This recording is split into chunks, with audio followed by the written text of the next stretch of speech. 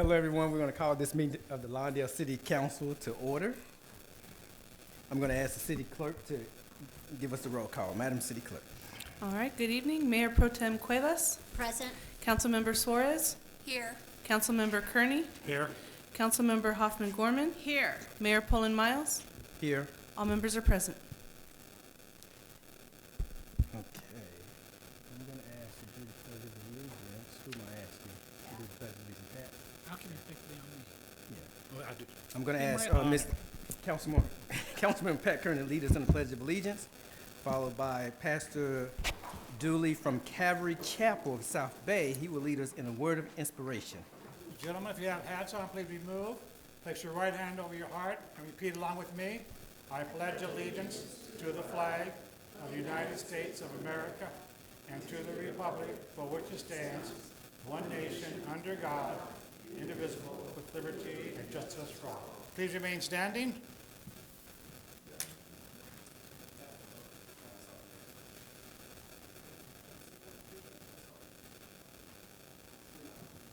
Okay, Pastor Robert Pullen Miles, I guess you're doing it. What a volunteer. A default.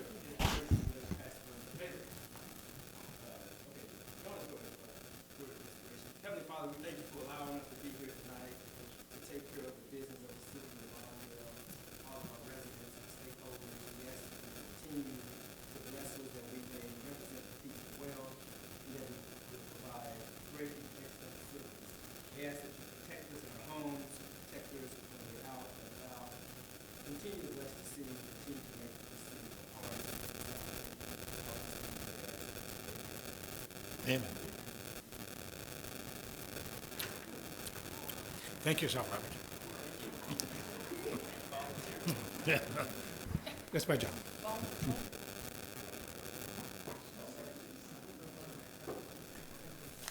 Tonight we have a few presentations.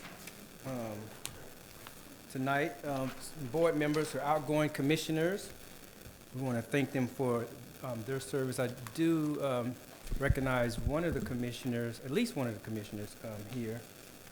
If not, the others we will get them their plaque. We want to recognize our Parks and Recs Commission.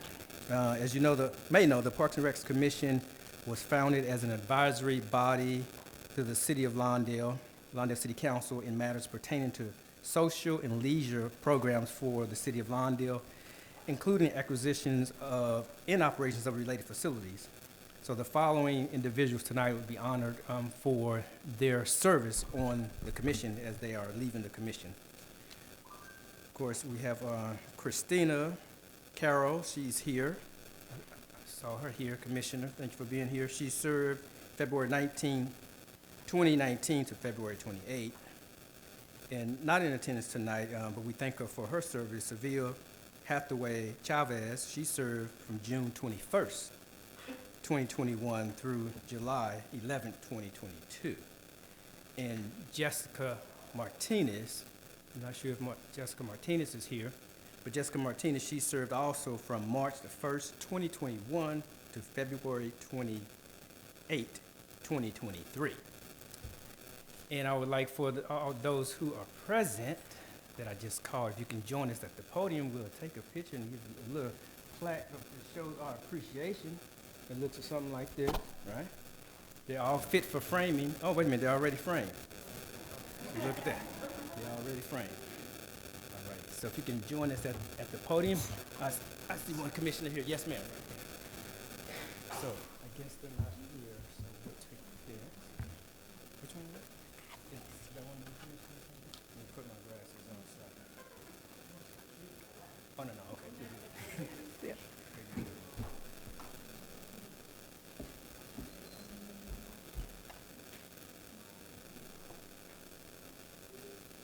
Hello, how you doing?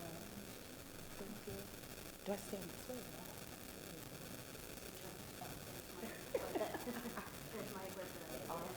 I'm like, which way do I sit?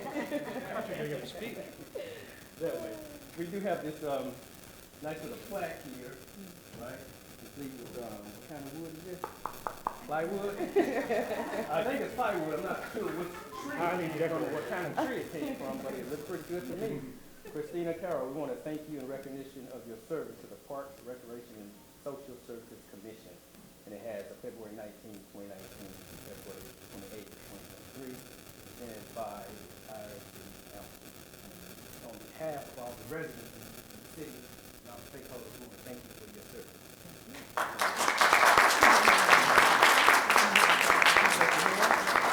And then we'll take a picture.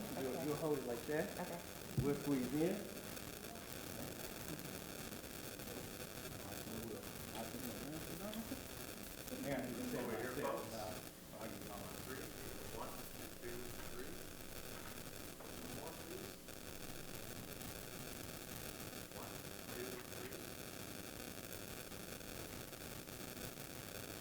Three good ones, three bad ones, because you didn't do anything different.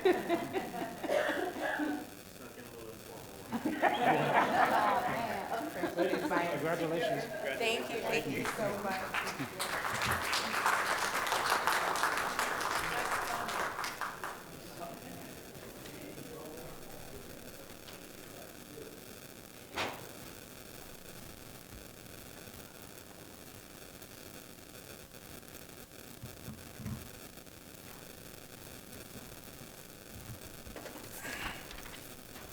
Okay, let's from our public safety professionals. Let's hear from the Los Angeles County Sheriff's Department with a public safety update.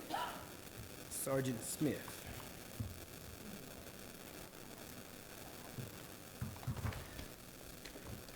Good evening, Mr. Mayor, members of the council.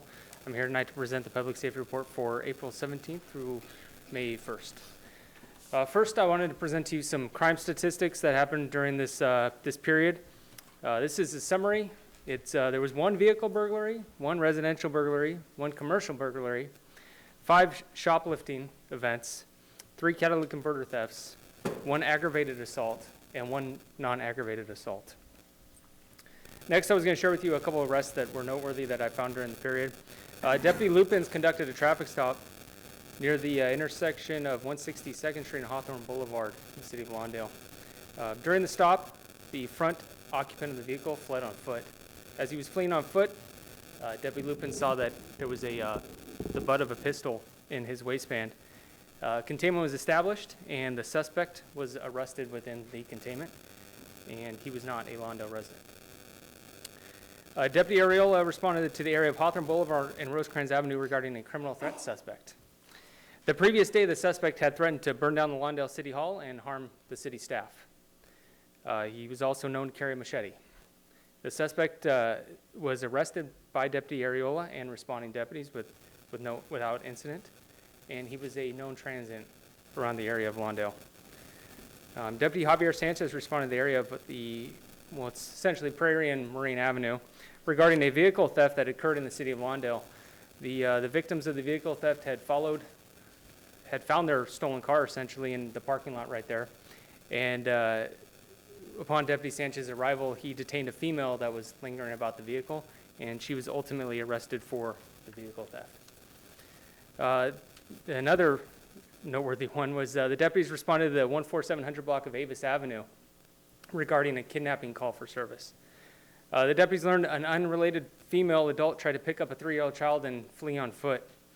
The female was stopped and detained until the deputies arrived, and she was arrested for kidnapping of the child, and the child was returned to the family with no injuries, and the suspect was a Lawndale resident. This concludes my report, and I'd be happy to entertain any questions. Okay, thank you for the report. Are there any questions of the sergeant's report? Okay, thank you for the Thank report, you. sir. Thank you. Now let's hear from Los Angeles County Fire Department with an update.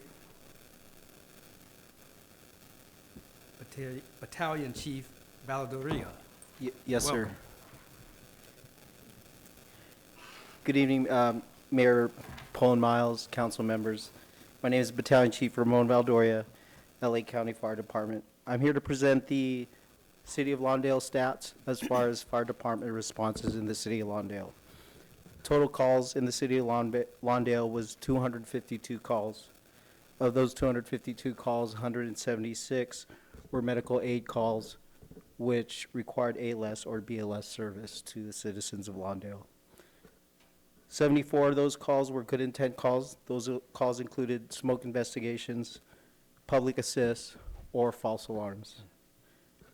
That also includes non-injury TCs that someone reported, and there was no medical aid that was rendered. 2 of those calls were outside rubbish fires. The cause of those rubbish fires were accidental. No citizens were displaced in the city of Lawndale during that time of April. End of report. And I'll be happy to answer any questions. Okay, thank you for that report. Are there any questions of the Battalion Chief's report? Okay, thank you, sir, for that report. Thank you, sir. Thank you for being here. Okay.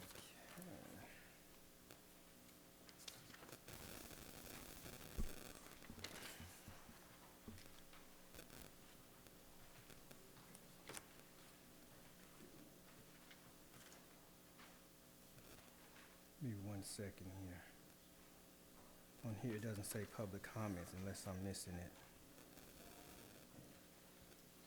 I don't see it. You see D? No, I don't see it. All right. Is it on your?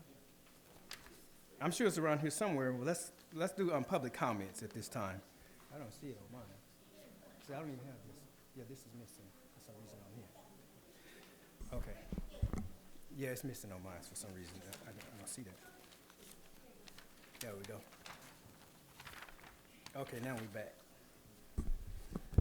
Okay, let's start with public comment. Public comment is when you have the opportunity to speak to this body on items that are not on the agenda. If you would like to do so, we ask that you line up by the flag. When it becomes your turn, if you would approach the podium. If you would start with your name first, we would appreciate that. At about 2.5 minutes, the amber light will come on to give you the signal to start wrapping things up. You don't have to wait for your name to be called. Just simply after the person before you finishes, just simply step up and start your comments. Let's have our first resident. Yes, ma'am. Yeah, I don't have that for some reason. That's okay.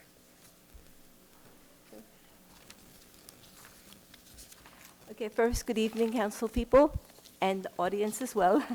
Okay, I would encourage you to make a decision regarding Lawndale's preferred option. It is vital that Lawndale get off the fence. This is crunch time. Okay. No train option is an imaginary option. Almost all government officials know it's not a real choice. It's our preferred choice, but it's not a real choice. Lawndale's refusal to step up and take a legitimate position have undermined efforts against the row C option.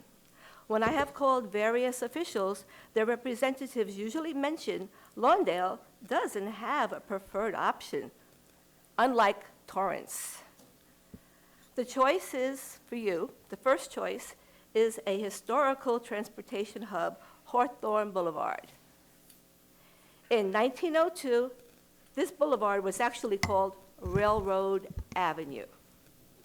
Pacific Electric Rail stimulated growth, and Lawndale, this city, became into existence. The other choice is row C, in the middle of a highly densely populated neighborhood with gas pipes. It's an area that's tranquil and quiet. Nobody ever envisioned the metro running trains down. We all bought our houses with the freight train, and we thought it was like a quirky type of option, right? 1 or 2 times a day. The whole playing field has been changed on us, and I don't think it's fair. My husband's a veteran. He doesn't think it's fair. He used his VA bill to come to Lawndale, and now they're changing the options on us.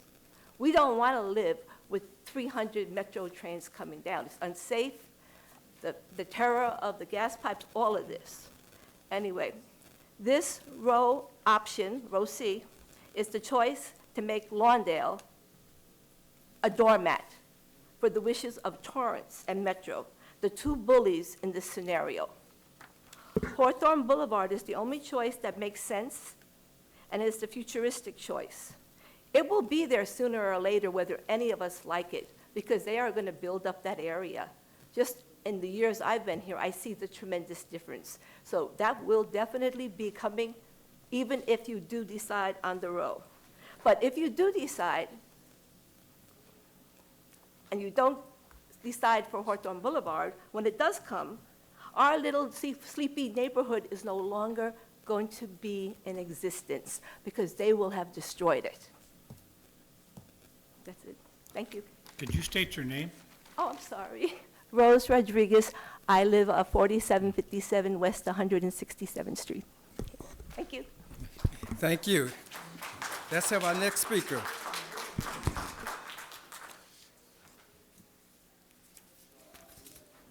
Just so everyone know, you can probably get away with it this time, but we usually don't encourage audience participation, claps, boos, hisses, and things of that nature. Because if you allow one, you got to allow the other, and then it could get out of control. But we appreciate that. Right. Even Yes, when ma'am. people are being honored? Okay. Well, that's an exception. Yes, ma'am. Come on. I am a workaholic, so I don't have that much to say right now. I just wanted to bring light. I will be prepared next time. First of all, thank you, Mr. Moore, and everybody else for doing your part in our city. I've been here 30 years, homeowner, home builder. Yes. I- Speak right into that for me. Oh, I might faint if I There you talk go. I like can hear you this. now. Yeah, there you go. Yeah, I was told that And give us your name, please. Karen Ruby. Okay, Karen Ruby. I can't lean forward. I have neck problems. How's that? Okay.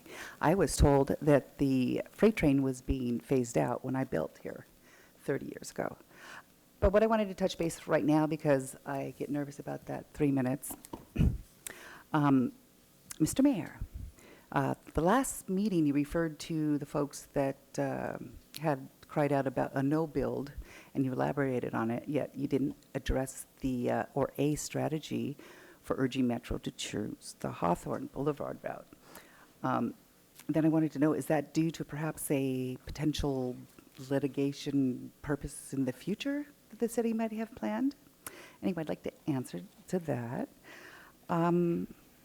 Are you contributing to the bus fund efforts that the Schreibers have created for busing folks that would like to, or I don't know, whatever you want to call it, go down to Metro prior to their vote and speak our opinions loudly?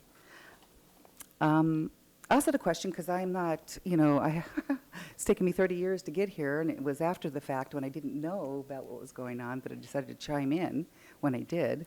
I wanted to know how, or when, or how many times does the community or a community member need to request something to be added to the agenda?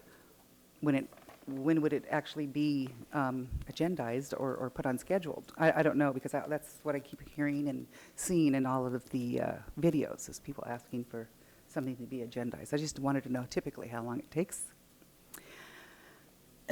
Excuse me.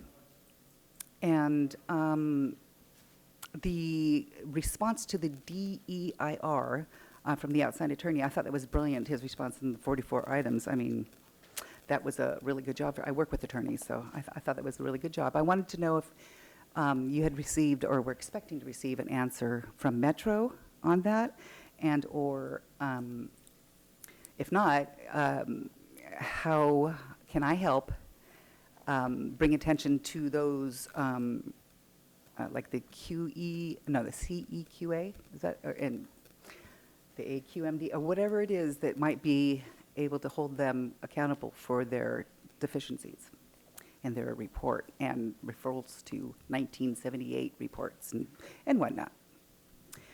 Time's expired. Oh, I only have one more thing. Okay, make it real quick. Okay, It's I 30 wanted to know seconds. if the subcommittee, having been there at meetings, having, I think, Mayor, you said something about you overheard conversations on outside meetings, so you might know what, how they feel and what they know. Would you, when Metro states that they will consider the community's preferred route, do you think that that's just another illusionary or pacifying statement of Metro's? I wonder, I'm just trying to get the gist of what you guys feel.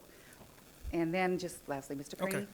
I'm sorry, I have to do this. You All can right. have me You removed. take it from somebody's 30 I minutes. just want you to I'm know gonna I have didn't appreciate the way that you addressed those who did not join or appear on behalf of, with the city, alongside the city, Yeah. in any kind of protest or whatever, asking, where were you?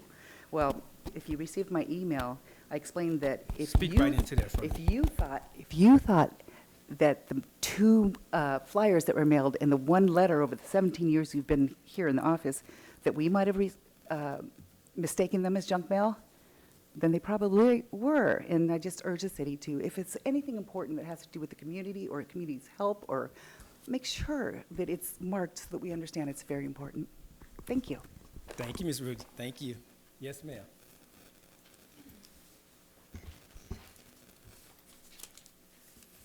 Hi, good evening, everyone. My name is Lisa Francois. I moved to Lawndale a year ago from LA, by the LAX area. I saved for 20 years to buy my home, and it happens to be on Condon across from the railroad tracks.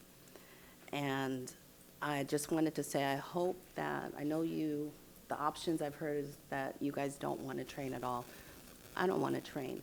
But if you must pick, I would implore you to put it on Hawthorne Boulevard. They're redeveloping the South Bay Galleria. There are going to be condos there. It's going to be easy for people to shop and travel if it's on Hawthorne. But if it comes in front of my house, it's going to destroy the value that I have. I paid a lot of money, but everybody knows home prices were high last year.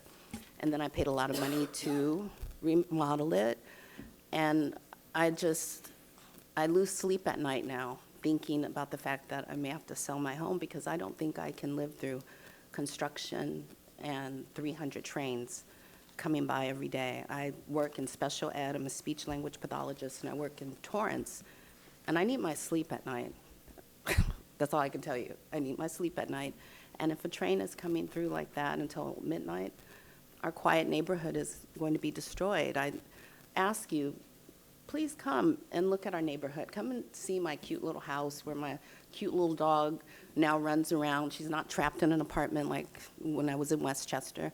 Just come and see what we have to lose, because it's a lot. It's a lot. I don't know how to emphasize that. It's going to be devastating to the people. I've only been here a year. People have been there a lifetime. And I would just ask you, when you make that choice, just think about those of us who have struggled to get where we are, to maintain where we are, and to see it all just fly away on the back of a train is heartbreaking.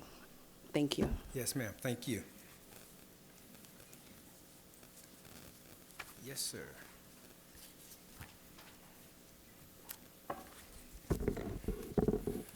Good evening.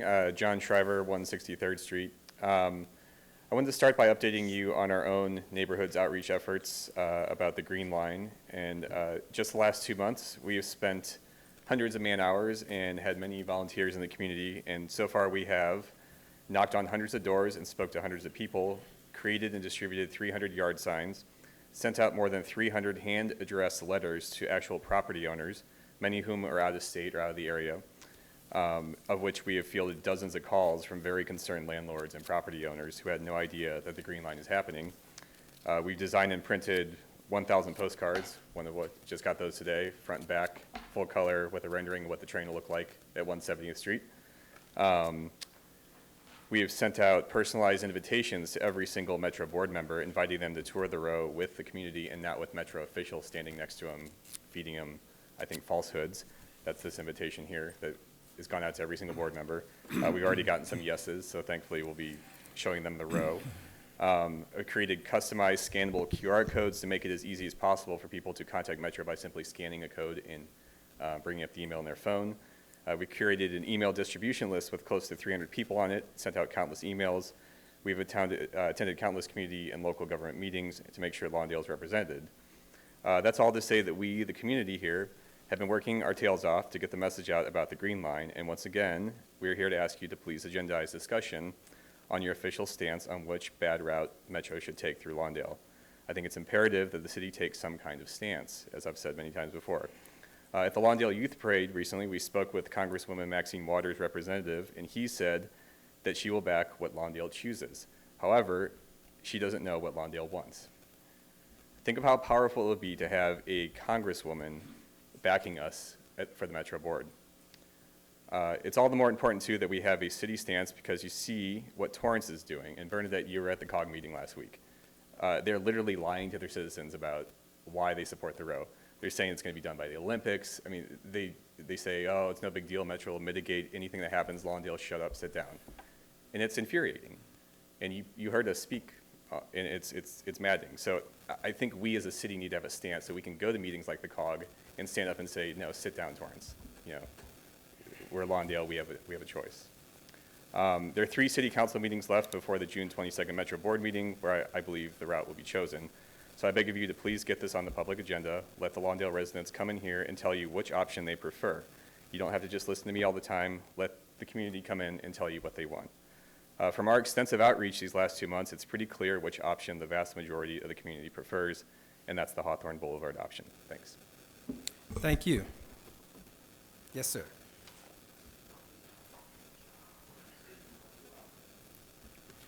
Hello, beautiful body. My name's Josh Standifer. I'm from 173rd Street at the most narrow point of the entire row, right? Where they're going to try to shove 3 tracks there right into my yard. And I don't want to sell. I'm Jay's next door neighbor. So I'm here trying not to holler, but to get you to giggle instead in hopes that you will deeply consider what everyone is saying. And here's the other thing. Thank you so much for showing up to the COG. I'm sure other people might have been in on Zoom or listening passively while you did other municipal duties. But Torrance, if we wouldn't have shown up, Torrance would have steamrolled us. Lawndale would have not been represented whatsoever. And the way they made it seem is that this is a great thing for the economy. This is the most awesome option, and they're much bigger than us. And to hear Mayor Fury say what he said about basically it rendering us useless and ineffectual as having to say, like John said, it was just so emotionally devastating because those are the people who are making choices for us. You know, and they're doing friends for favors, or favors for friends and shaking hands while no one's looking. And who do you think's getting those contracts for the construction, right? So please, like everyone's saying, you guys have said you want to take a stance or you would consider it. At least the mayor has spoken at length about it. If you guys could please agendize something. You said you'd wait until the COG was done. The COG has happened. Now us as your citizens would like you to take action and keep your word. That's it. Thank you. Thank you, sir.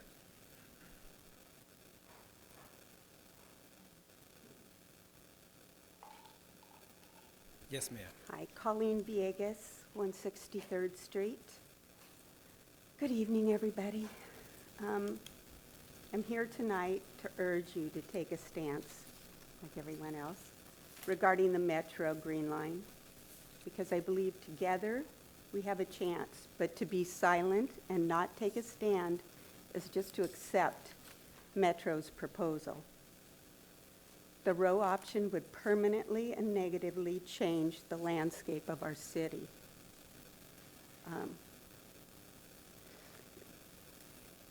The residents of Lawndale Row area have united and taken a stand.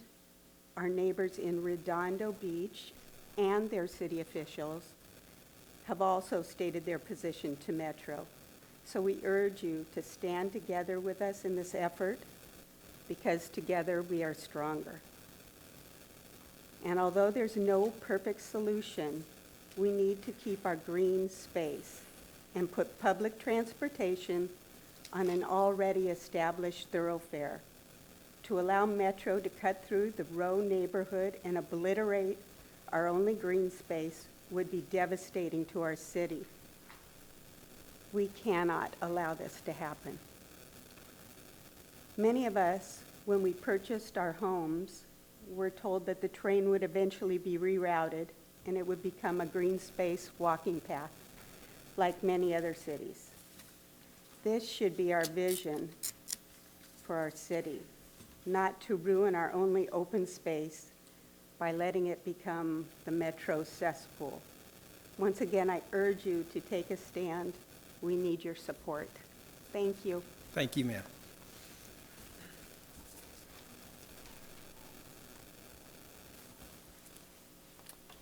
Good evening, Randall Abram. Having regularly attended city council meetings, often with a minority of 1 or 2 residents, it is heartening to see an increase in recent meetings. These residents have come due to their concerns on Metro's plans. They have been passionately speaking out against Metro's attempt to ramrod 200 to 300 trains per day throughout our neighborhoods. It should be obvious from this increased attendance that this is an important issue for residents who elected members to represent their concerns. At the last city council meeting, the item on the agenda that took up more airtime than any other item was a burning question of whether to allow residents to have chickens. Over 24 minutes were taken up for this discussion, which is the second time this was on the agenda. The discussion ended without a decision, but punted with the let's bring it back for more information and the city attorney drafting a chicken ordinance for council consideration. Certainly time to discuss Metro warrants more consideration than that item. Just as a council member had the chicken item placed on the agenda, the mayor or any council member could place a discussion of Metro on an upcoming agenda in open session with a closed session to follow if deemed necessary. 200 to 300 trains are being proposed along the right-of-way, and not one council member deems it important enough to place on the agenda for discussion. At the very least, elected officials should have read and be able to discuss as an agenda item the 42-page comment letter that Lawndale sent to Metro. This very strong position letter refutes many of Metro's comments in the DIR about the impact of trains running down the right-of-way. It pinpoints all the environmental, safety, and land use issues that will impact the Lawndale community along the road and adjoining community. With many court citations, it outlines legal issues that Metro needs to be aware of, and Lawndale's aggressive stance in this letter is an indication that if Metro does not address these many issues in its final DEIR, that litigation is likely to follow. Months ago, Lawndale hired an outside attorney to deal with the many legal matters with Metro's project. In this letter, Lawndale requests that if the project is not rejected outright, that the DEIR be revised to address the deficiencies identified in these comments and be recirculated to the public prior to preparation of a final EIR. At the last council member, one council member made the comment that this body was elected by the voters. Over the last several meetings, these voters made their voices heard as to the request to agendize their Metro concerns. Residents want the representation promised when you were elected. Thank you. Thank you. Yes, sir.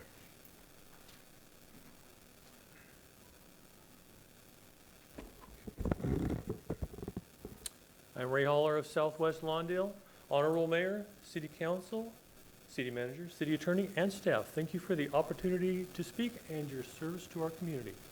To no surprise, I'm here to talk about the Green Line extension proposals, and pursuant to the Mayor's comments from last City Council meeting, I infer that the no-build and bus options, which I like a lot better than any of the other trains, are no longer realistic options, so that I ask that you support the Hawthorne Boulevard train option, and here is the reason why.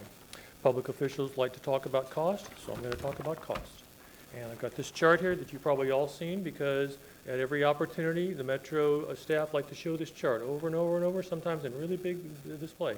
Well, there's problems with this chart. This is a chart of estimated construction costs for various options. Here's the row over here at about $2 billion, and here's Hawthorne Boulevard over here at about $3 billion. So it's like they're saying, well, Hawthorne Boulevard will cost about 50% more. No. First of all, these are not environmentally equivalent projects, because it says right in the DEIR that the row is would have significant and unmitigatable noise, whereas Hawthorne Boulevard does not. So there's a fix for that, and that's to trench underneath these street crossings. Now you notice in the middle here is another option called a trench mode. Now it's not full trench mode, because that would be trenching where you don't need that necessarily for it to solve that environmental problem. The thing is, if you take a third of that, you've got to move this higher. You've got to add cost to this road.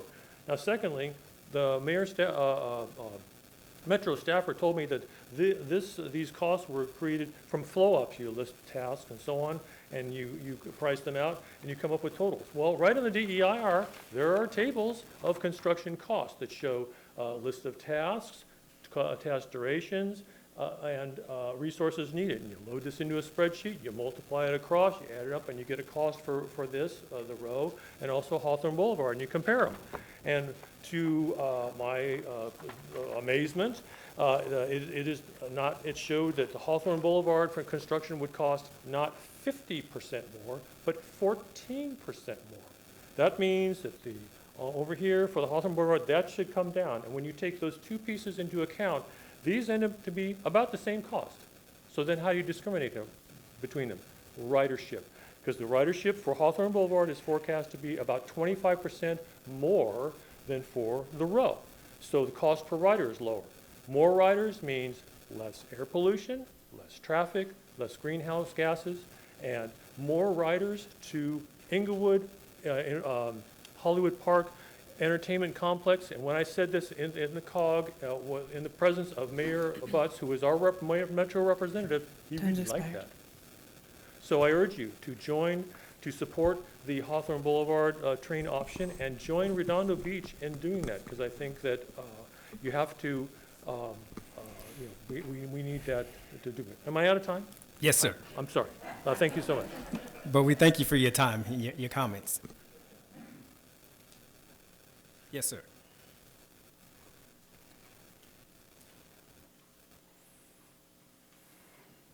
Sorry, I'm going to change the topic, but I'm sure you can talk about everything. So my name is Morrison Lucas. I came here on October 3rd to complain about a parking citation. The city told me that it was my fault, that it was the school's fault, it was other drivers' fault, anyone but the city. I came back 4 weeks ago to show you the circumstances of my citation and tell you that it had been overturned. So, yay. Not surprising, because the citation was, quite frankly, ridiculous. This time you told me again that it was the driver's fault due to their lack of education and that a letter was going to fix it. I was told that the policy of the city is simply to enforce the California Vehicle Code, ignoring that my citation had just been overturned. And I was specifically told that maybe if I had paused in the street rather than the sidewalk, maybe I wouldn't have gotten a ticket. I came back 2 weeks ago to show you another example, this time of a car soon after me who had paused on the street and had been cited. There was no way to avoid a citation that morning. The city was citing everybody. So I come to you today with another example of an improper citation. I printed it bigger this time, maybe you can see it. This one is from October 5th, 2 days after I spoke to you the first time. There's nothing particularly remarkable about the citation itself. It's just like dozens of others that were issued. What is unique about this one is I have video of this event. This car is right after me. I have dash cam footage. The vehicle paused on the sidewalk to avoid conflict with other traffic for about 20 seconds, maybe 19, maybe 21. No one got out of the car, at an improper location. So this is not a stop. It's not even a park. This is avoiding traffic. Moreover, the code enforcement officer made no attempt to inform the driver that a citation was being issued. The driver probably did not know that they were being cited at the time. I expect the driver received a mysterious form letter, maybe 10 days later, maybe 15, requesting money. And the only explanation in that letter would have been the phrase, parkway or over sidewalk. I received this letter. It looks like a collections letter. This is not how the California Vehicle Code says that a citation is to be issued. It's a straightforward violation of California Vehicle Code 40202. So far from enforcing the California Vehicle Code, the city is violating it. So I'm here, again, to ask that the city actually commit to following the law. This means issue citations when a violation occurs. Don't issue citations when there's no violation. And when you do issue a citation, please issue them legally. Thank you. Thank you.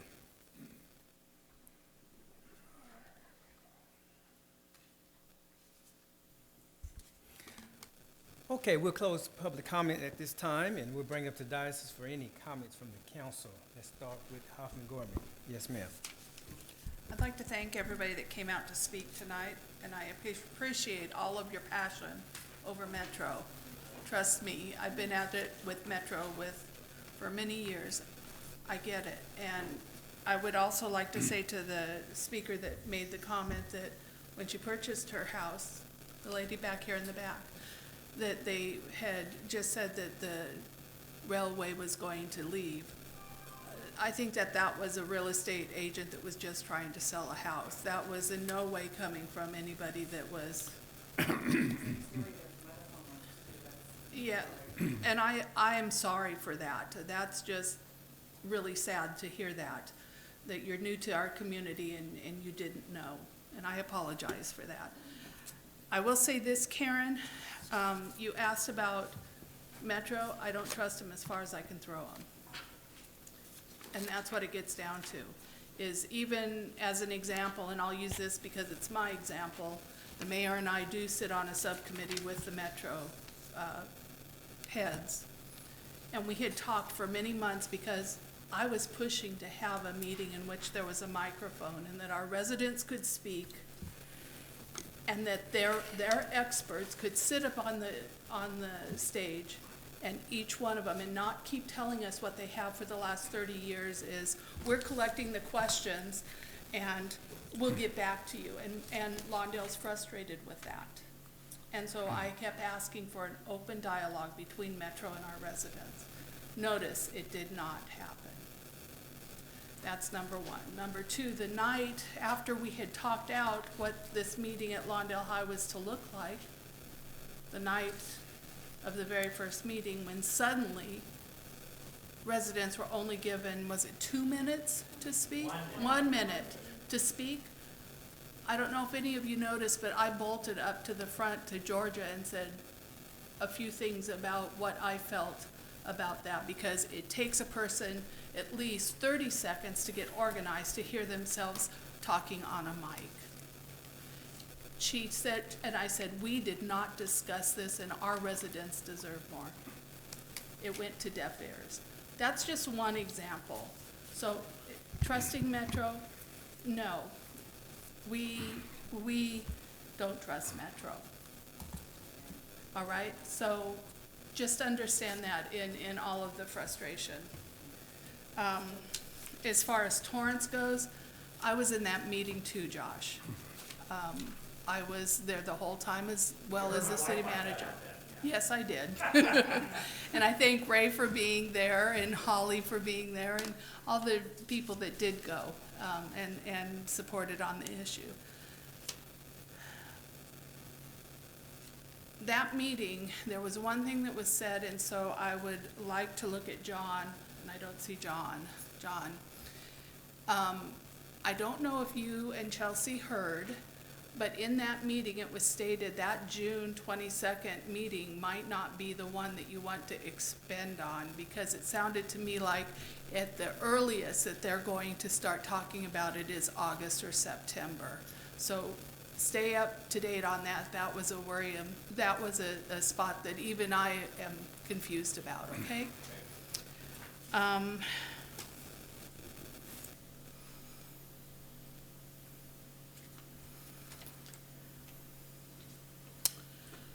I'm going to ask the city manager, do you have anything to add to any of those comments that I've just made?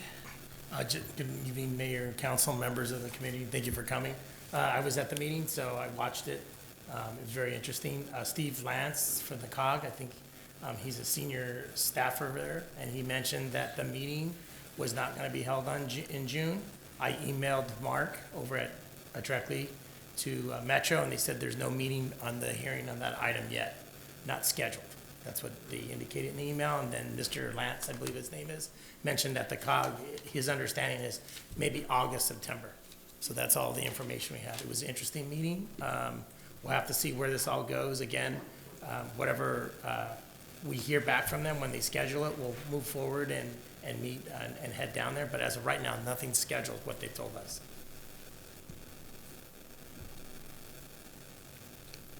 Thank you. I'll let my colleagues continue.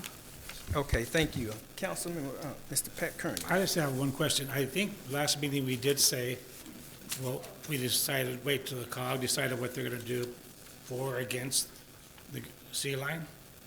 So I think we did say that we'd have a meeting to decide on which route we're taking. I don't know how the rest of the council feels, but Yeah. I'm okay with it if we want to schedule a meeting in our agenda later on. Let me clarify. We do have an item on the agenda. Item 12, Madam City Attorney. Item 12 is that not a Metro discussion, So closed that session? one is closed session for the council, but currently we don't have anything agendized for a public meeting at this point. Right, but this closed session meeting, we can discuss a position. I'm gonna have to defer that to your outside counsel for that specific closed session item. Mr. Mayor, Council, I can answer that. We can discuss a litany of issues related to potential litigation, if I'm saying it correctly, potential litigation against Metro. And among other things we can bring up that's related to the project. Okay. So it sounds like. So we do have an item agendized for closed session. Right. So this item 12 is, it's regarding a Metro. Remember I said that well, I don't know if that was a public conversation or what have you, but I believe so, that since this is intertwining with litigation or what have you, the question was, in taking position, is whether or not we take position and deliberate in the open, or if to have a full discussion, seeing that it's intertwined with them litigation, should we have the meeting in closed session? Because you never want to talk about litigation in open, but that doesn't prevent us from taking a position in closed session, and then, of course, releasing our position, or what have you.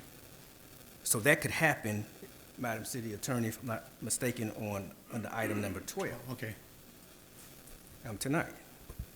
Yes, depending on what is discussed, afterwards, we will have your city manager report out if there is a reportable item during that closed session.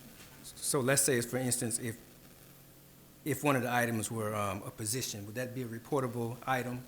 Under the Tonight. Brown Act, it is not, but I will defer to Greg Murphy, and I do think that this is going to be something that needs to be continued just so that we agendize it properly, so that we can discuss it at a future meeting.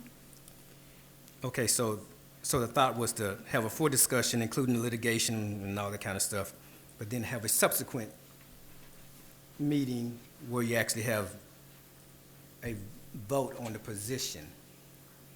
Not necessarily a vote, but just decide on the position, however you come to that. To discuss the item in open session, yes. Okay. Mr. Mayor, when we close sessions litigation, as you mentioned, we wrote a lengthy letter that has potential litigation attached. So we're going to talk about litany of items, and then later on, we can, after that, depending on what, we're not going to report out but we can put an item on the next agenda, and the council can make a decision there on an open session for that. Okay. But first, because of the potential litigation issues, we have to do closed session. And I think we did, I mean, you're correct, we did give that direction at the last council meeting, Councilmember Kearney. It was just a matter of whether we have the discussion in closed session, open. That was the only issue 2 weeks ago. So it sounds like here we're dividing, we're having the complete discussion, including litigation, in closed session, which is proper, and then a subsequent follow-up where we take the actual position in open.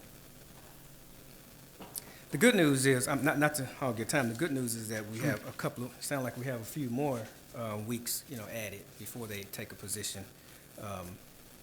Not to say we're going to stretch it out, I'm not saying that by any stretch of imagination, but since we can't do that tonight, in 2 weeks, I would suggest, Okay, I'll pass it on to my colleague to the right.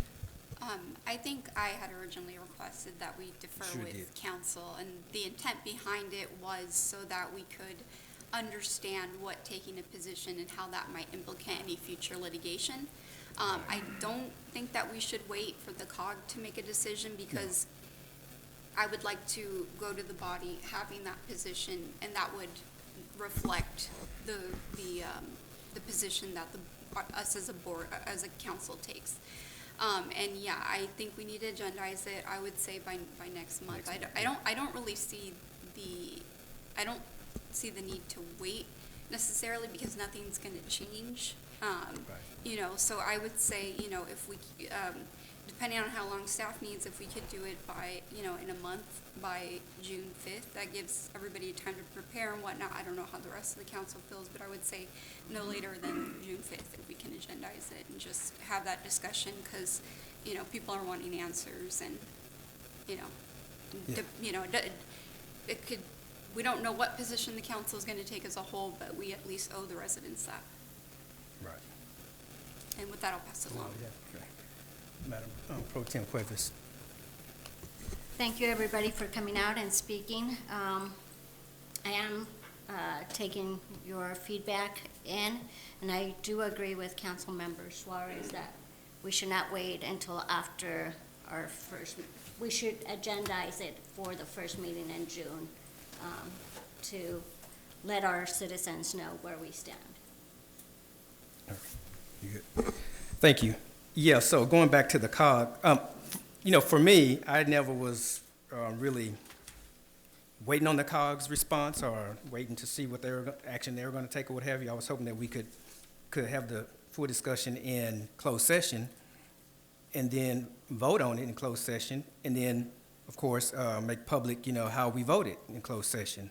That's what I thought we were able to do tonight. So I'm not clear still not really clear as to why we can't do that. But if that's the direction of Madam City Attorney, to have two separate, conversations, then that's fine.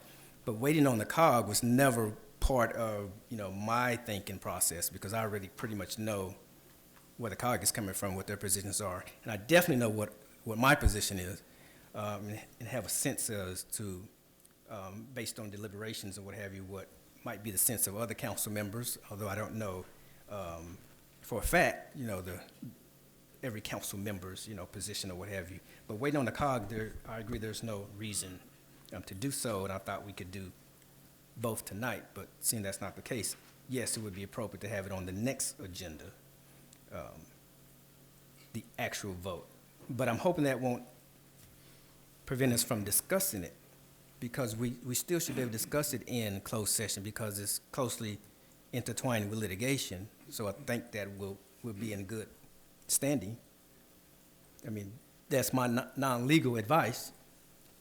Right. No, and I'm sorry if I'm not being clear. Just for the record, your city attorney's office is conflicted out, and so we don't represent you in this specific matter. So that's why I'm being cautious in what is going to be discussed, because you have a different counsel representing the city for this specific matter. But under the Brown Act, there are certain items that once a decision under that item has been made, you would have a member of staff or the attorney of record make the reportable action. And so I can't tell you whether there will be a reportable action. I'm not going to be involved in that specific item. Okay, just so that I'm clear, when we do go back closed session, I just want to be clear. Can we discuss a position? Not, of course, taking an actual action on the position, right? Because we're going to do that in open. I heard that earlier. But can we discuss a position? I think we can, because it's close to litigation. Yes, you can discuss with your counsel, yes. Okay, I'm talking about when we go to closed session tonight. Yes. So when I say with my counsel, are we speaking of yourself? No, So counsel be here? Mayor and council, if you recall, we hired an outside third-party litigation. Okay, there you go. firm. Now Yeah, I'm clear. and they're going to be Yes. included in the meeting. Okay. And they'll advise you appropriately. Okay, I'm a little clear. I'm just making sure I'm all clear, so when we go in, I actually know the ground rules or what have you, because I fully expected to have a full discussion, on the issue. So I wanted to make sure it sounds like it, that I wasn't going to be able to have the discussion at first, but now I'm clear. I'll clarify something for the council. So as you all know, the council and the public have read the EIR. Our comment letter, which we'll be discussing, is on all those alternatives and options that are outlined. So therefore, that would be, I'm sure, that would be certainly permissible under the law to discuss all those items, including the options. It's in the letter that we submit, and that's why we're going to closed session. Okay. Now I'm clear. Okay. Thank you for your patience. Okay, so that is item number 12. Okay. Let's back up to public comments. There was it seemed like there was other few comments also. Yes, you did. Thank you.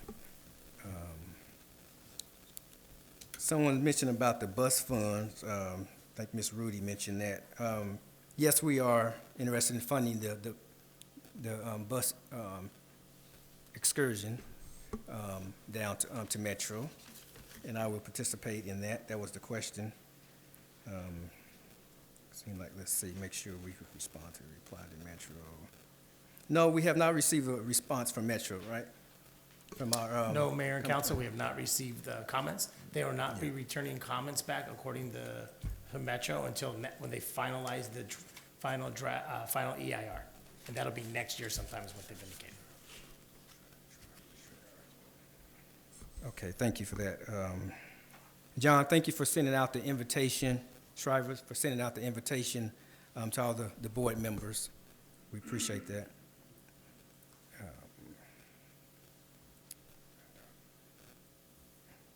And I appreciate the point that was brought up about the cost of both alternatives being about the same.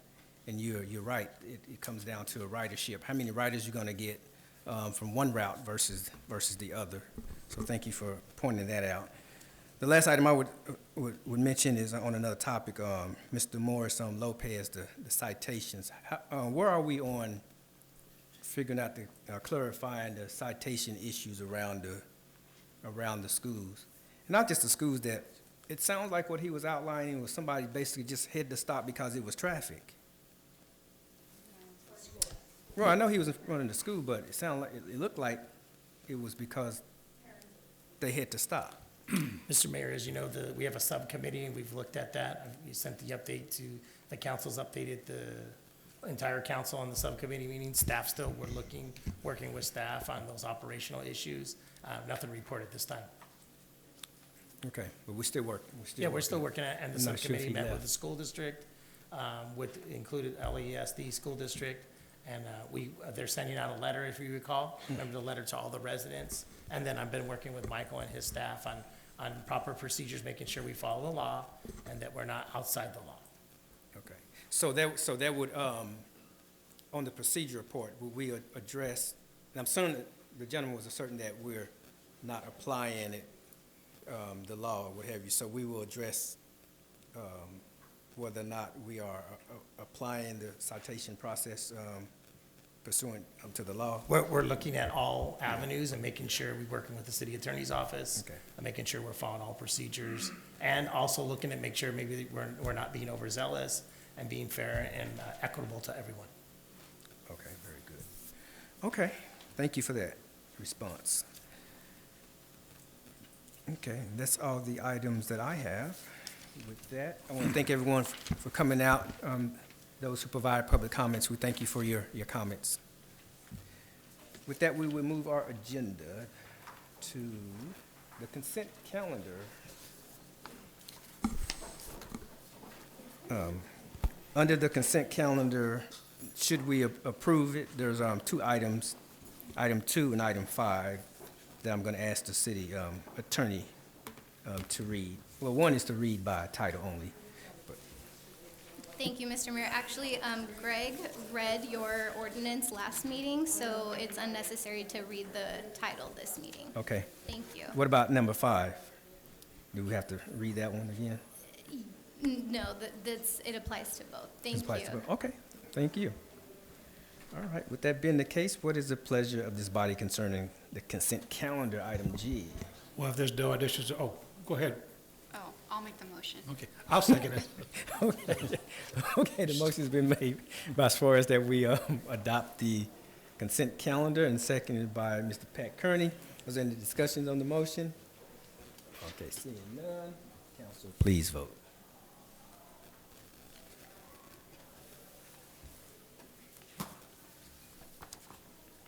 For the consent calendar, the motion passes with everyone voting yes, except for Mayor Pro Tem Cuevas, who votes to abstain. Okay, thank you. Next item, item H is a public hearing regarding building and safety permit fees updates for the fiscal year 23-24. Let's have the staff report. Yes, ma'am. Thank you, Mr. Mayor and City Council. The item before you are the building and safety permit fee updates for fiscal year 2023-2021. The City of Lawndale contracts out with the LA County for building and safety services. And the LA County adopts the Consumer Price Index, CPI fees, every year. We have not actually updated our fees since 2021, and this was because we wanted to give the community a break during the COVID and inflation rates. However, we have to update it since we haven't updated since 2021. Staff recommends that you conduct a public hearing and you adopt resolution number 2305020, adopting a revised fee schedule for building, electrical, mechanical, plumbing, and grading permits for services provided to the public for building and safety. Thank you.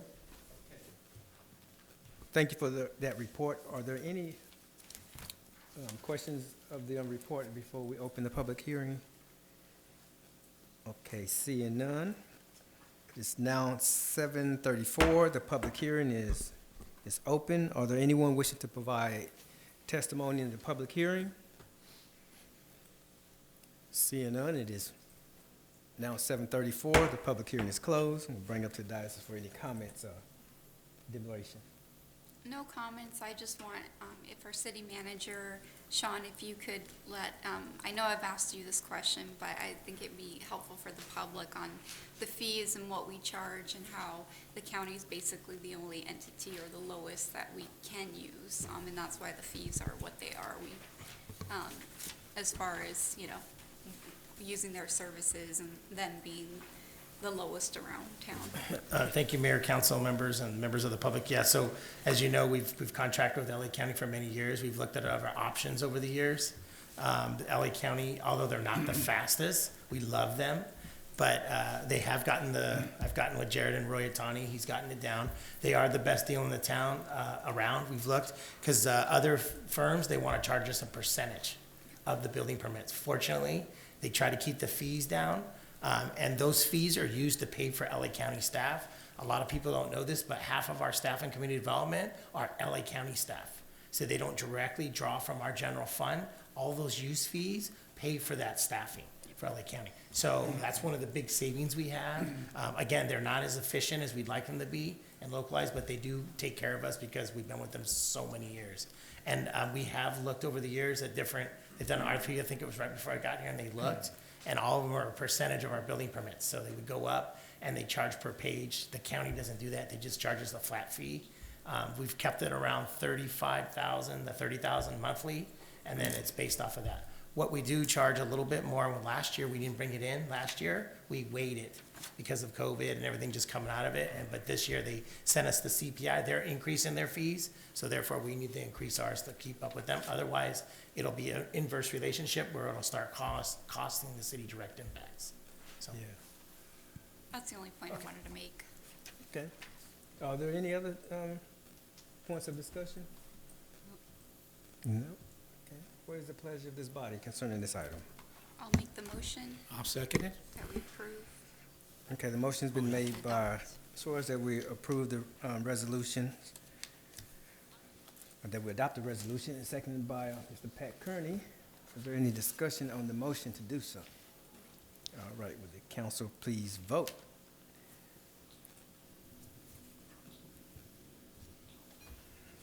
For item number 7, the motion passes unanimously. Thank you. Next item, item 8, Lawndale Beat Fixed Route Transit Service Agreement. Yes, sir. Good evening, Mayor and City Council members. Nice to see everyone tonight. So we have a contract in front of you folks tonight that we're hoping to get approval for. Just a little background, we're talking about the Lawndale Beat. It's a 2-route bus system with the residential and the express. It's all 100% Prop A funded. RFPs were sent out to 6 local companies that could service this area that we're familiar with. We got 2 responses from Empire Transportation is one. We're very familiar with them. We had them under contract from 2009 to 2014. They did a pretty good job. And then the second one is from Transportation Concepts, who's kind of been a runner-up with us several times over the years, but has a very, very good service. So those are the 2 that we got. In analyzing the RFPs, just keeping it really simple, the 3 main areas are costs, of course, vehicles, and storage facilities, really important for this type of service, and I'll get into that. But the cost for Empire Transportation, as you know, we pay an hourly cost for the operators, is 5.3% lower than Transportation Concepts, but I believe Transportation Concepts has a lot of advantages. Number one, with the vehicles, Empire Transportation quoted us El Dorado Advantage XL, which we've had experience with those with Empire Transportation for 5 years during 2009 through 14. However, Transportation Concepts is offering a superior vehicle, Starcraft All-Star XL, who we have experience with since 2014. It's a far superior vehicle for a number of reasons. Number one is the warranty. The El Dorado has a 3-year, 36,000-mile warranty, not very good at all. The Starcraft has a Ford chassis, by the way, is a 5-year, 100,000-mile warranty, which is far superior. A couple other advantages is the floor plans. The Starcraft All-Star has forward-facing and a small aisle just for people getting to and from the back of the bus, forward-facing seats.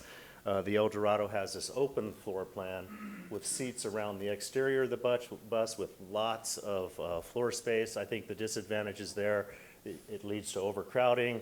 When the bus stops, accelerates and decelerates, you know, people can sway, and they have these handles that hang from the bar as opposed to fixed seats where people have armrests and whatnot. And as you know, most of our ridership is older adults, elderly, seniors, so that's important. So that's another advantage. So the third one, that's analyzing the costs and the vehicles. The third one is really important, the storage facility. Okay, they have, Transportation Concepts has a yard in the new Redondo Transit Center over here behind the Galleria, kind of in that area. It's on Kingsdale, and I forget the street is back there near Target and whatnot. Yeah. So what does that mean if we have a breakdown? We have somebody here to be in the city with a backup vehicle, I don't know, within 10 or 15 minutes, 20 minutes, whatever it takes dispatch to make the call and get them loaded up and get out of here. Our last transportation contractor was in Paramount, and Empire Transportation is in Bellflower. And, you know, specifically with Bellflower, if we get a shutdown there where we have to bring in a spare bus, we're going to lose at least a route. We might lose up to 90 minutes of service coming from Bellflower, depending on what time of day it is. That's a huge advantage. So the city has a load of Prop A money. So funding this contract is not an issue. So I think the 5.3% lower cost that Empire is quoting us for this service, I think it benefits us much more to recommend Transportation Concepts, number one, for storage facility and superior vehicles. One thing about the vehicles, they're producing vehicles differently these days. They're producing them on demand. So once the contract is signed, they will purchase new vehicles, but they're building them on demand. And for the new vehicles to arrive in Lawndale, we're looking at 9 to 12 months. And it's the same with both vendors. There's no advantage. There's not one company that can get them sooner than others, from what I'm being led to believe. So during the interim, which we think is going to be till maybe February or March next year, once again, we're aiming to start the service 2 weeks from today on May 15th, and we think we'll be able to do that. I lost my train of thought here.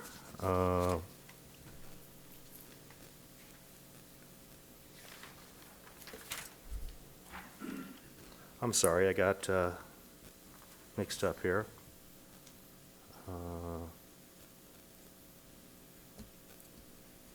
I'm sorry, where was I?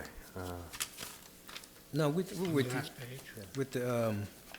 the advantages of going with the slightly higher 5.3%. Yeah, but slightly higher, but there's 3 advantages of going Absolutely, absolutely. In terms of other contract items, they're both non-union. What does that mean? That's a good thing. That means if there's not going to be any lockouts or strikes that are going to put our service out. The contract we're suggesting is a 3+1+1, 3-year primary contract, and then 2 one-year additions at the city's sole discretion. So I don't ever think we're going to have a situation where the city's going to have to strong-arm somebody to take the 4th or 5th year. But that's the type of contract we're looking for as well. Regarding the buses, a couple things that we would like to do and suggest to council is that to rebuild this system, the ridership at one point was very, very high. In 2016, 2017, we transported about 80,000 people plus, and it's gone down since then. But one thing we need to do is we need to make a virtual payment option available. So what we would suggest is getting these buses is installing mobile validators so we can read the tap cards. You can load the tap cards at kiosks. You can put money on your tap card.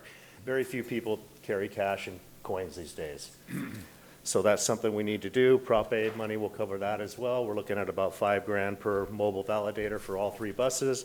And I believe, I'll discuss this with them later, but we may want to put those into the used buses and then transfer them to the new buses. We'll discuss that with the contractor. And to build up the ridership and try to bring it back as quick as possible, as we're suggesting we could do a free fare program through June 30th. So give the public 45 days of free fares. We're probably looking at a high end, probably $3,000 to $5,000. But as we said before, we have a load of Prop A money, and I think that'll get our ridership back really quickly. In terms of legal review, the City Attorney's Office has reviewed the attached contract services agreement for the Lawndale Beat Fixed Route Transportation Service and has approved it as to form. In terms of fiscal impact, we're looking at expenses of about $676,000 for year 2023, or FY 2023-24. That also includes this 45-day segment where we're actually going to get in 45 days of service before July 1st. So we're going to end the fiscal year with 45 days of service. In years 2 and 3, we're looking at $835,050 for FY 2024-25 and FY 25-26. At this time, we're getting about $900,000 in Prop A funding every year, so there's going to be no problems covering these contracts. And then city manager and I have also been talking about a potential door-to-door service later down the road. A lot of these seniors can't even get out of the house. They can't even walk to the bus stop. So we are looking at potential door-to-door service at some point. That concludes my staff report. Staff recommends that the City Council approve the attached agreement for Lawndale Beat Fixed Route Transit Service between the City of Lawndale and Transportation Concepts for an total amount of $2,397,000, $2,397,400,000 for a term of 3 years commencing July 1st, 2023, plus the 45 days before that through June 30th, 2026. I have a couple representatives here from Transportation Concepts in case you guys have questions I can't answer, but we have Rich Rogers here. I think he's the CFO from Transportation Concepts, and also Brett Baum. I just met Brett this evening. So if you have any questions that I can't answer or you'd like to speak to the leadership of Transportation Concepts, they're here for that. And that concludes my report. Okay, thank you for that report. Let's hear from in public comment. You want to make a comment on this item? Yeah. Okay. Yes, sir. Yes, sir. No, you're okay. Ray Holler from Southwest Lawndale. I love talking about ridership, right? Okay, so I'm an engineer. I like numbers. Now, I was looking at this proposal, and I think it's per year, it's about $800,000, and the elevated ridership from a few years back was about 80,000. That turns out to be about $10 per rider. And I'm thinking, if it's mostly elderly, isn't it free for the I mean, above a certain age, like 62 or 65? So, I mean, I'm not a fan of free stuff. I'm really not. But at Metro, they talk about, fareless, waiving fares and all. Like, is it even worth it? Now, if there's an expense for, doing a tap card kind of stuff, I'm just wondering if there's been if you take a look at that, whether it's worth the extra expense to put in tap card readers and have them and maintain them on all versus the fees, whatever fees are collected from non-senior riders. That's it. Thank you. Thank you for those comments. Let's bring it to you finished your presentation, right? let's bring it to the council for any discussion. I have two questions. On the TAP program, what's the, Metro just gets a flat $5,000 fee, or they get a partial of the TAP program itself, the card program? They get no revenues. It's a one-time $5,000. cost for the validators themselves. And Okay. before the pandemic, last time we looked at this, about 2017, 18 or so, they were about $3,500. So this is kind of a high estimate. They're probably going to be in the $4,500 range. Okay, the second question is, maybe my eyesight's going bad, but you're saying $5,000 per bus for a total of $15,000? I thought we're just getting 2 buses. I don't see in the report anywhere 3 buses. We'll have a spare as well. Okay. So that'll be for the 2 primary buses, and then we'll always have a spare. So we have 2, we'll get 2 within next year, and we'll have one of the old ones as a spare, correct? Yes. Okay. Those are my questions. Okay, thank you. Any other questions? Yes, ma'am. Are these buses accessible with wheelchair access and all that? Because some of our seniors do have wheelchairs. Yes, ma'am, absolutely. In fact, I believe the Starcraft has 2 wheelchair tie-downs in the back. So they load via a lift, elevator type thing, and there's 2 in the Starcraft. Another advantage over the El Dorado as well.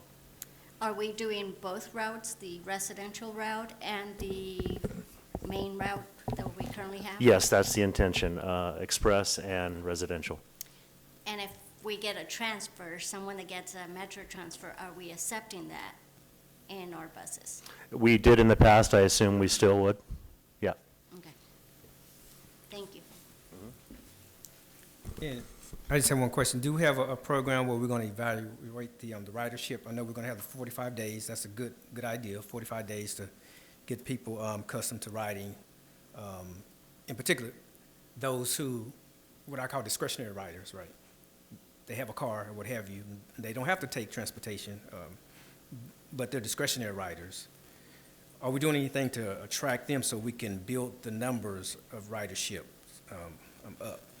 What we're working on right now is we're going to do a resident mailer, Prop A funding as well, and hit every resident address in the city and let them know the service is back. We'll use the website, we'll use the MI sign, we'll use social media, and try to get those people back. And I think what I've always noticed about this system, and probably most of them, is as gas prices rise, they come here and use our service.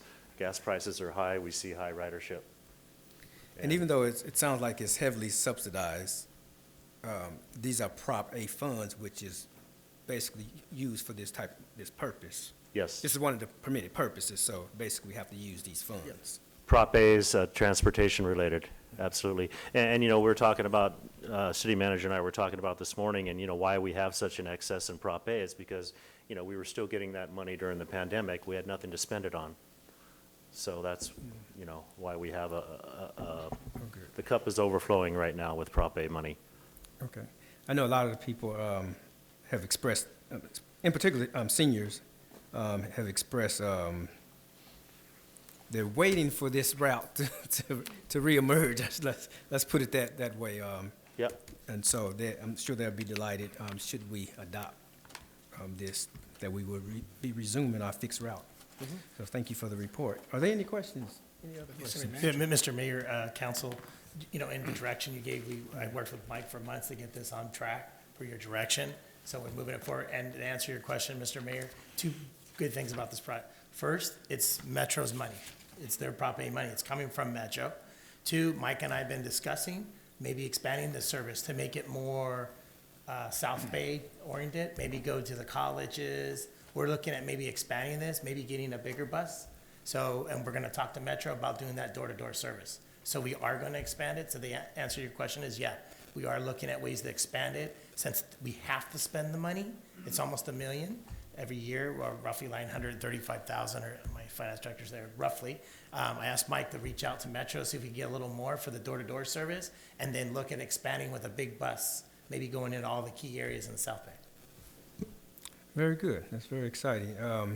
That'll be good to go down to El Camino. El Camino, as well A lot as of students Dominguez will- Hills too, will and some take of the that. main mall areas. Are you going way out to Dominguez Hills? We would look at something like that. You're doing big And maybe time, we'd okay. call it the, you know, Lawndale South Bay Transportation Agency or something, I don't know. Whatever you guys Just a want. brainstorm you had that night, I'm sure. That's a good idea, though. Right. Good idea. Okay, any other discussion on this item? It all starts with a thought. We definitely have been discussing expansion. Okay, and I appreciate that, absolutely. Say that again, I'm sorry. I'll make a motion to go with staff recommendation. Okay, so the motion's been made by Mr. Pat Kern that we go with staff I'll second recommendation, it. seconded by Hoffman Gorman. Did I say that right? Yeah, Hoffman Gorman, yeah. Is there any discussion on the motion? Okay, would the council please vote on the motion?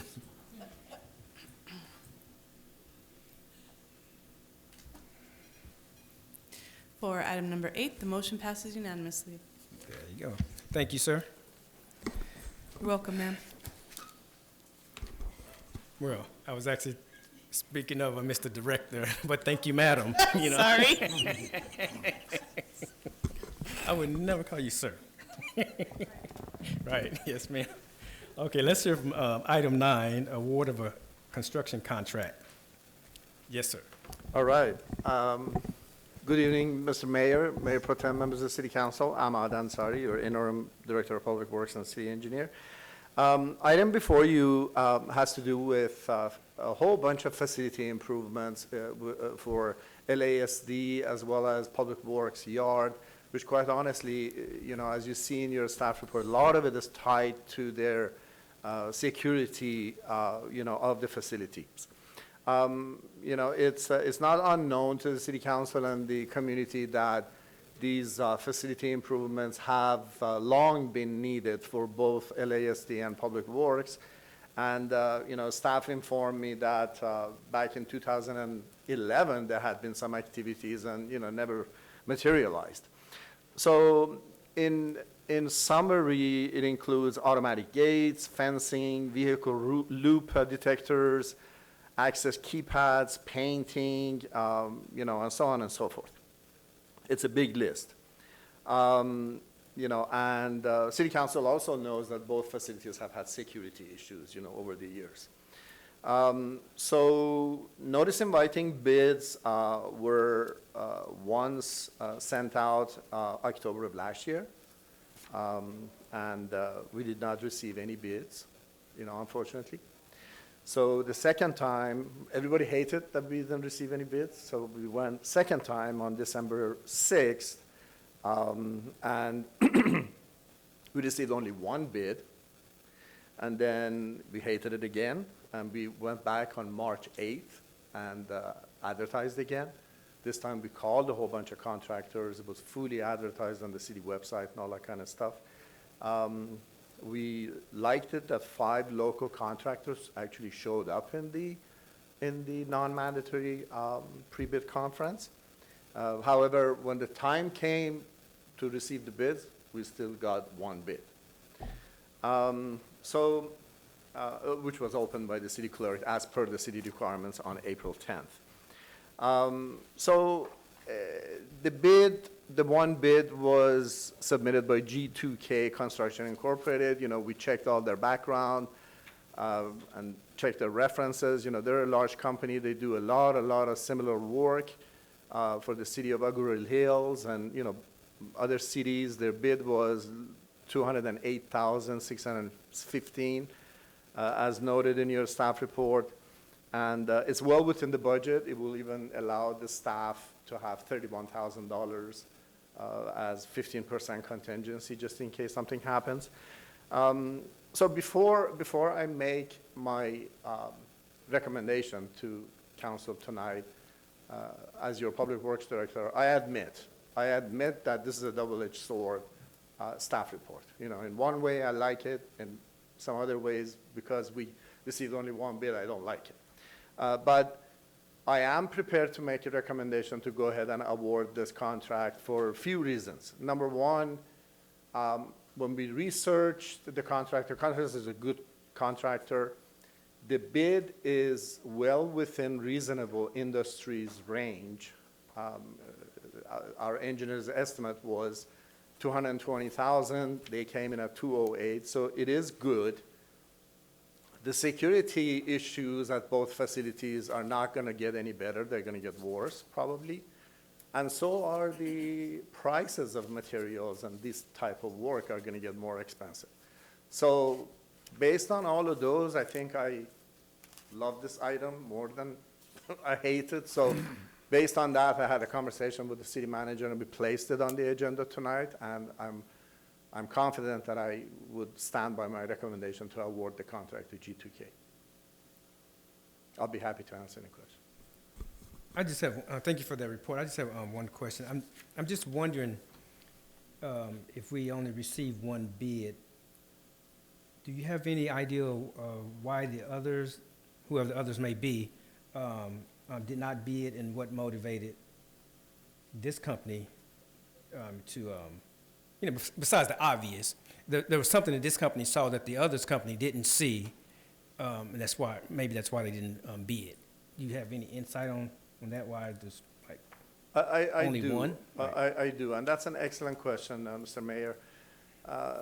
Each contractor have their own specific reasons. Some of them might be too small to handle a job, and they're, out of curiosity, they go to the pre-mandatory job. Sometimes the companies are too large, so this may not be worth their while. Some companies may be busy, it could have a number of reasons. But my feeling is that, with the rising costs, and, as good a company as these guys are, and a good a price, that they have given us, I think, we should move forward. Okay, thank you for that answer. Is there any further discussion on this item? Okay, what is the pleasure of this body concerning this item, item 9? I'll motion to approve the contract to G2K Construction. I'll second. Cuevas motion that we approve the staff recommendation to award the contract to G2K Construction, seconded by Pat Kearney. Is there any discussion on the motion? Seeing none, will the council please vote?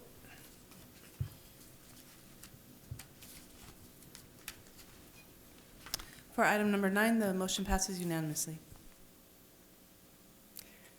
Thank you, sir. Thank you. Thank you, madam. Okay, you're still there. Okay, next item is item 10. Right.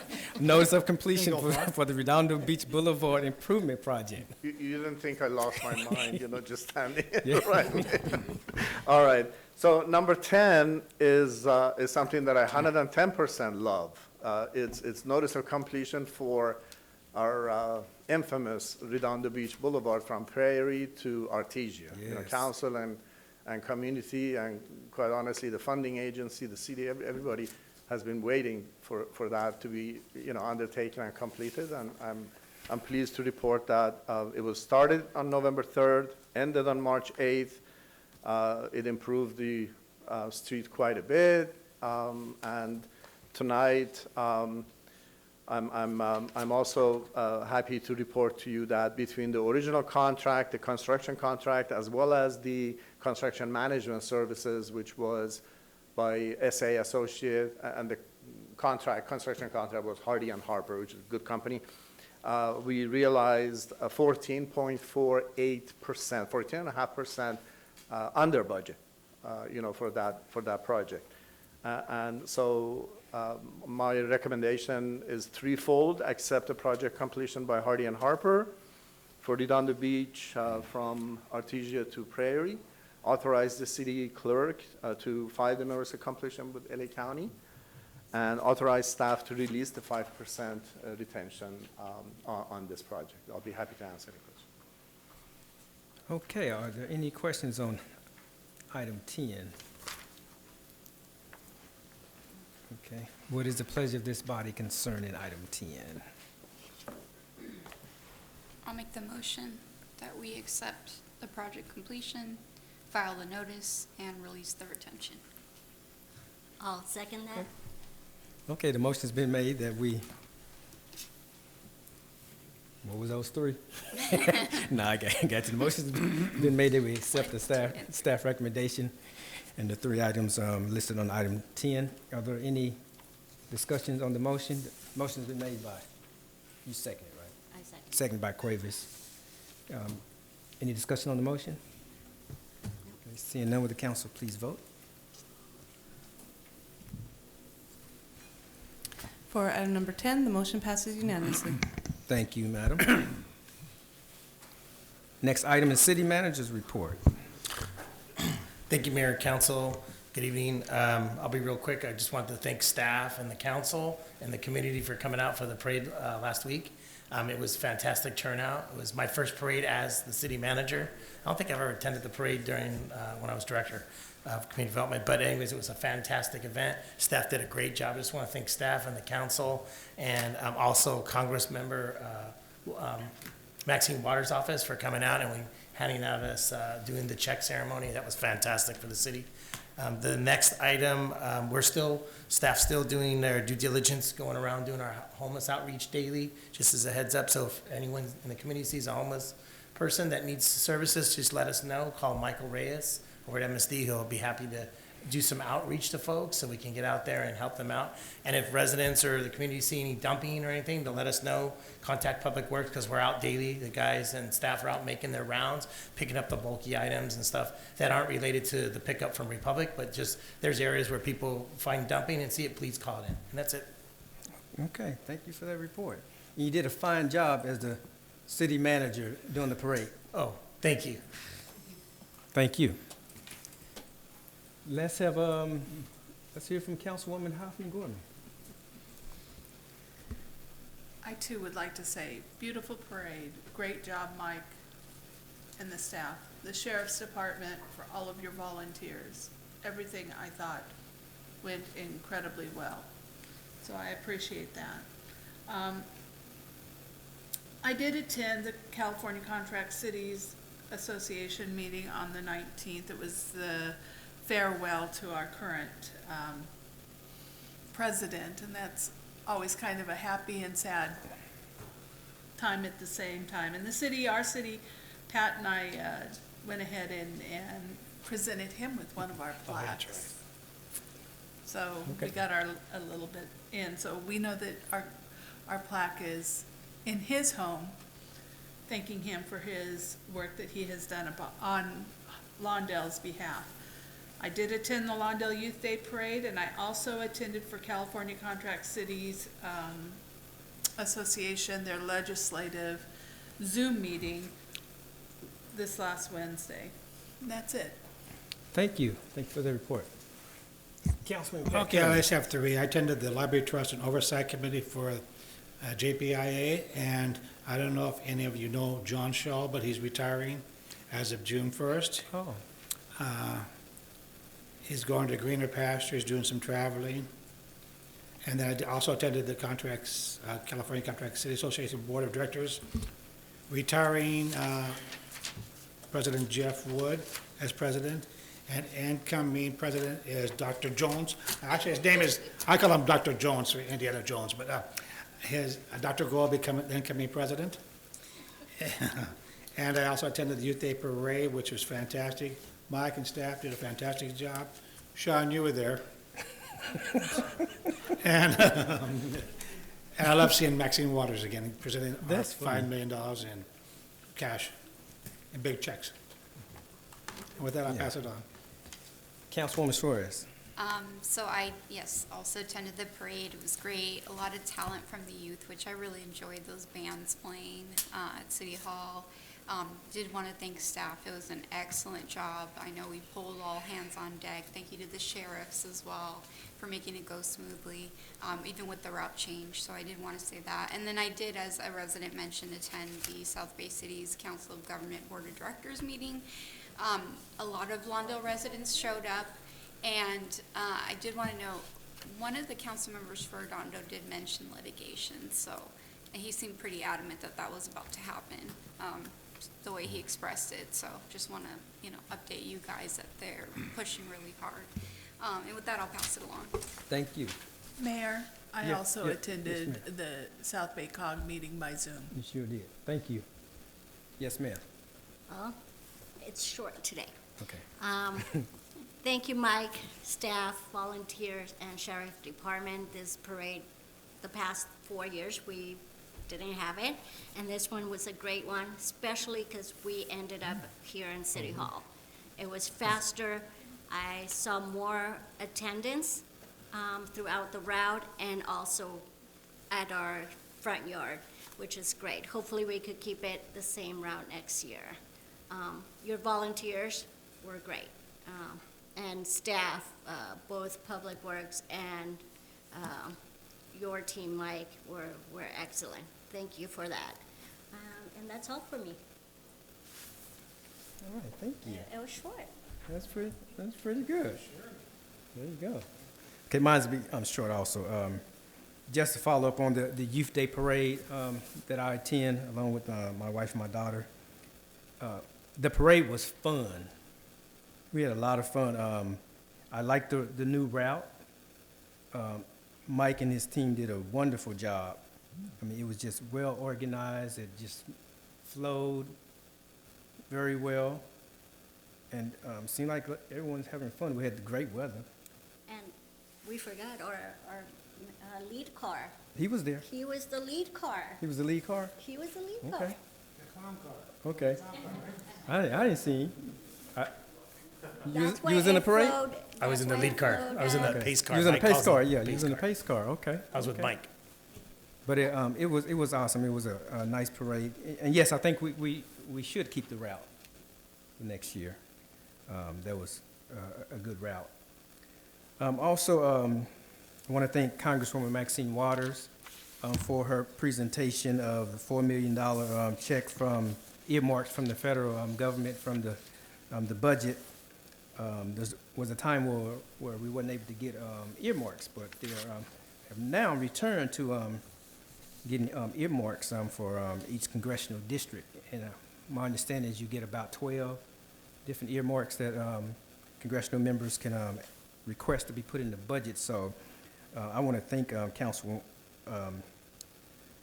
Congresswoman Maxine Waters because when you have a congressional district and you only get 12 items, that's not a lot of items, for a congressional district. So to put us in the budget request, I consider that an honor, and to go towards the youth center and that we're going to be building. We're started in the assembly. We got $4 million from former assembly member Auden Burke. Now we got $4 million from the federal government, thanks to Congresswoman Maxine Waters, and we'll put a little more change into it if we need to, and we look forward to having just a great teen youth development center in a much needed service in a much underutilized building. Not to mention, I don't want to lose fact that she also gave us the check for $1 million for some road signs. So I mean, it's not as sexy as having a youth center, but we appreciate that. You got to have good road signs, right? And they have to. I'm sure they're going to look nice and they're going to be sparkly and they're going to look. Speaking of road signs, I forgot to write it down. If you go down Hawthorne Boulevard, and as you leave the city, you will see Torrance. They got these nice little markers that they put up maybe, I don't know, maybe 6 months ago or what have you. They're blue, and it lets you know that you're approaching the next, intersection or what have you. You may say Delamo or whatever it happens to say. And they're all uniform. They look really nice, and we should look into something like that. Will do, Mr. Mayor. My Public Works Director's right there. Yeah. So you'll know. You can just look into it. Okay, and with that, I'm going to make mine short tonight as well. That's all I have. Is that good? You want to take the rest of my time? No, I'm good. You good? Okay, very good. Okay, with that, we'll close the public comments from the council members, council member reports, and we have 2 closed sessions. One is, well, let the city attorney tell us what the 2 Sure. are. Thank you, Mr. Mayor. So we do have 2 items in closed session today. So item 12 is conference with legal counsel with litigation. So that is pursuant to Government Code Section 54956.9 D4. And then for item number 13, it is conference with labor negotiator pursuant to Government Code Section 54957.6. Okay, so we will break for closed session. Thank you.